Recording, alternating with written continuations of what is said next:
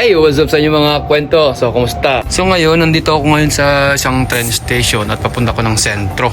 At taratignan kung anong meron doon. Nagkataon naman na late tayo. Na late tayo ng dating. Ayan, karating na ng tren. Ito mga kwento, ano? Tingnan nyo. Ang galing nila sa Japan. Yung mga bike dito ay mayroong bench o yan, isang waiting shed na mahaba. Lagay ng mga bike. So kailangan nyo lang make sure na may kayong lock na ganyan, kagaya ng ganyan. Kasi may mga ibang lahi dito na hindi maiwasan na mga loko, mga lukis. At nadadali yung mga bike ng mga ibang Pilipino. So ngayon, punta tayo ng Keki. Tingnan sa sentro kung anong meron sa sentro. Tingnan ng tren. Tara, bumili na mo ng ticket papuntang sentro.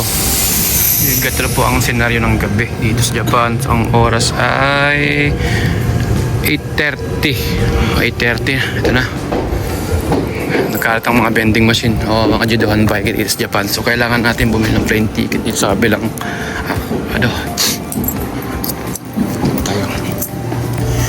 so sarado na. Pagka ganyan sarado na yung ticketing book, yung bilihan ticket. So dito tayo sa machine, dito tayo sa machine. So ngayon, naka-indicate dito yung mga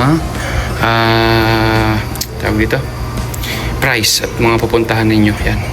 So ito yung price, 10, parang 50, saka 100 at 500. Dito yung buo. Ayan. Sa mga baguhan, napunta dito sa Japan, pagbibigay sa vending machine at dito kayo na punta. So kailangan mo natin maghulog ng coins. Saka natin pipindutin kung saan tayo pupunta. Yan ang pamasahe natin. Ito natin po ang ticket. Huwag ka na po yan magsupukli. Yan. Gusto na siyang iso. Talagang napaka lamig ngayon titikit natin dito sa kabilang lane. Kailangan natin tumawid para dito tayo sa kabila mag-aantay ng tren na sasakyan natin. So naisipan ko lang mamasyal sa center kasi nakakamiss naman. Walang magawa sa bahay. Pero dito sa kabilang lane nahuli tayo ng mga ilang minuto lang at dumating na agad yung tren. Sayang kasi medyo malamig pa dito sa lugar namin talagang ramdam pa yung lamig mga pa. Ayan. Ito ang train station dito sa Japan mga kwento, Ganyan dinis, ganda. So ngayon, habang nag-aantay tayo at kasi every 15 minutes pa naman yung tawag dito, pagdating ng tren, mayroong bilihan dito ng mga may inom at nauuhaw naman takot malamig. Gusto ko magkape. Ay, naku, lahat nakakulay bro. Pag yan tumitay, malamig. Ito naka-red. Ayun, meron dito. Pag ito namang atatakay, ayan, warm or mainit. Ayan. Dito tayo sa warm kasi malamig. Ito mga kwentong sambot-sari ng mga kanilang drinks. Ang ganda. Yan. Drinks nila dito sa Japan. Puro mahilig sila sa mga tea, sa kape. Ako mahilig sa kape. Kaya din pagka maghuhulog ka dito, ang pwede rito ay 10.50 saka 100. So ngayon, maghuhulog, magkano ba yung bibili natin? Ito. Ngayon pag umilaw to, halimbawa pag walang price, ay baka wala na. Ngayon pag umilaw yan, pag walang price, tingnan muna natin kung magkano dahil walang na-indicate na price. Tingnan natin kung iilaw yan. Pag umilaw, ibig sabihin yun yung price niya. 70. Yun yung price yung price niya.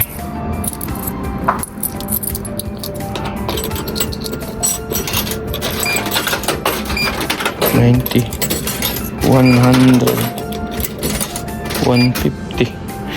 Siya, ibig sabihin, wala ito. Wala itong mga kwento. Out of order or isa pa. Baka may 150, baka mas mahal talaga yan. Wala, talagang wala ito.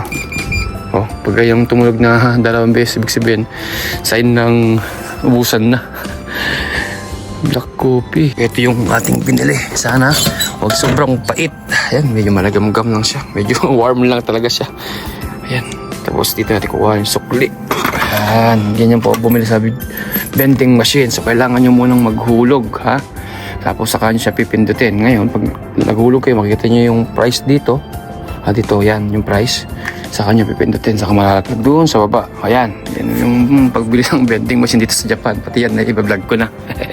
Ngayon, habang nag-aantay tayo, ayan, magkakape muna tayo. Isa lang tayo. Isa lang tayo. Kasi wala magawa sa bahay, nabuboring ako ngayon. Naisipan ko lumabas at maglakad-lakad doon sa sentro. Tara sa sentro ngayon. Kasi hindi ko pa kayo napapasyal na pagkagabi dito sa Japan no? Kasi ngayon, ay nasa hapon kasi ako. Sa countryside kasi ako, kaya pagkagatong gabi talaga, medyo bibihira na yung tao sa labas, ha? Lalo pagdating na ng alas 8, alas 9, ay talagang makikita nyo na tahimik ni kapaligiran dito. Hindi ka kahit sa mga sentro na 8 or 9 ay talagang medyo maingay pa rin sila sa labas. Ito mga kwento kung halimbawang tapos na kayong minom ng kape, meron po silang tapunan dito ng Coke and Ken. So hanapin nyo lang po yun kasi importante, hindi huwag nyo iiwanan yung pinagkapihan o pinag-inuman nyo kung saan-saan dyan dahil nasa bansang Japan tayo, irespeto natin yung rules at yung kultura ng bansang Japan, ano? So ito, kagaya ito, ito po yung kanilang trash can. May naka-indicate naman dyan kung pang plastic o pang lata, rilipin tayo. Yan. So ito na yung tren na sasakyan natin. So ilang minuto natin hihinto na yan. Ayan, bumubusina pa, bawal daw mag-video. So ito na yung ating sasakyan puntang Shin Toyohashi. Ayun ang kanyang pangalan, Shin Toyohashi. Yan. Nako, ang ganda. Walang karga. Walang karga. So ilan lang tayong yan, pwede pa tayo makapag-vlog dito sa loob.新手橋行きです。発車時刻まで1分ほどお待ちください。車内ポートでホームドアの一部扉を閉めさせていただきます。Once na kayo ay nandito na sa loob ng isang train station no, at sa bus dito sa Japan, make sure yung mga cellphone ninyo ay naka-silent na. Tapos pag may kausap kayo, hanggat maaari, kaya lang nakakarinig kasi yung mga iba rito, kagaya ng mga ibang Japanese, yan, mga yan. Pagka medyo mahaba yung kanilang oras sa biyahe, nasa 15 hanggang 30 minutes, yung iba po kasi natutulog sila. Tinitik nila yung oras na pananatiling na sa loob ng tren para makapagpahinga. Kaya yung iba, lalo matatanda, natutulog po sa loob ng tren yung mga yan. Kaya pagka nandito na kayo, pag nasa loob kayo ng tren, huwag kayong maingay, lalo pag kayo meron kayong kasamang mga tropa. Kayo nagkikwentuhan na nakakapula ko sa ibang mga lahi, kakahiya. Matuto tayong rumespeto ba? Magbigay galang sa mga taong matatanda. Sinishare ko ito para paano maging aware kayo. Iwala yung mga, di ba, mga baguhan. Dito na tayo.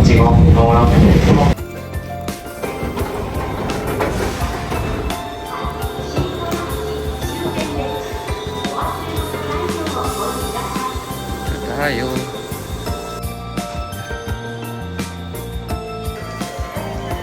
Dito tayo dumaan.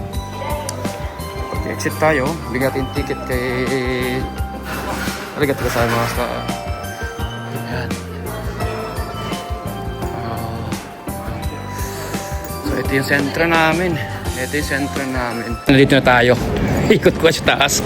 Dito madalas namamosol. Ayan, ang ganda rito. Liwanag. So mag-isa lang naman tayo ngayon. Ha? Ayan. Pagka Sabado Linggo gusto kong magdiwaliw yan, dito nagpupunta. Ito yung pasyalan namin, parang pinakapasyalan ng mga taga Toyohashi sa lugar namin dito sa Aichiken. Ito yung Eiki o yung pinaka-train station namin. Yan, liwanag pa rin pagkagabi dito, pagka sa sentro tayo. Escalator. Ito yung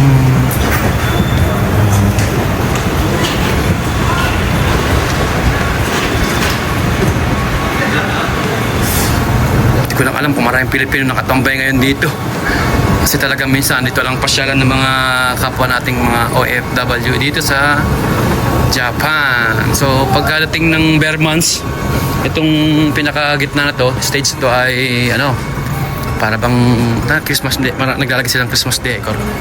Yan. Ito yung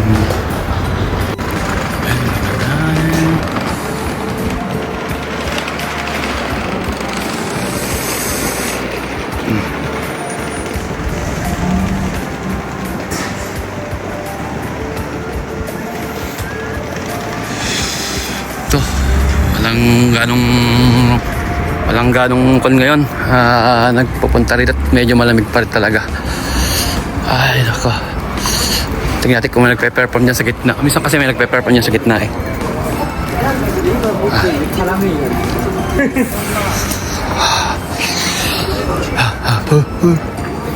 Baka mayroon nagpe-perform dyan sa gitna ay. Naku, may pa mga Guardia Civil na mga to. Ayan, ganda. Ayan. Kumbang mga pulis sila. At talagang nagro-ronda sila dito.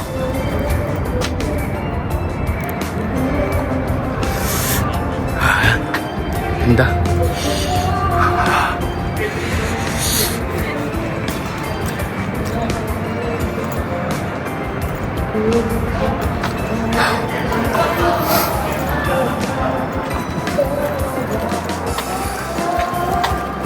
Tado may nagpe-perform doon. May nagde-date. Nasa 10 degree pala tayo ngayon eh, ano? Hindi, mali eh. Oras pala yun. Tama, 9 degree nga. 9 degree Celsius, ayun. Kaya pa medyo malamig pa rin dito sa lugar namin. Yan, pagka gatong gabi, nandito lang tayo, nakatambay.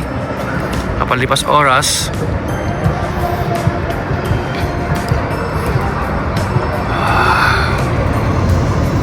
Ito ang senaryo pagkagabi sa amin.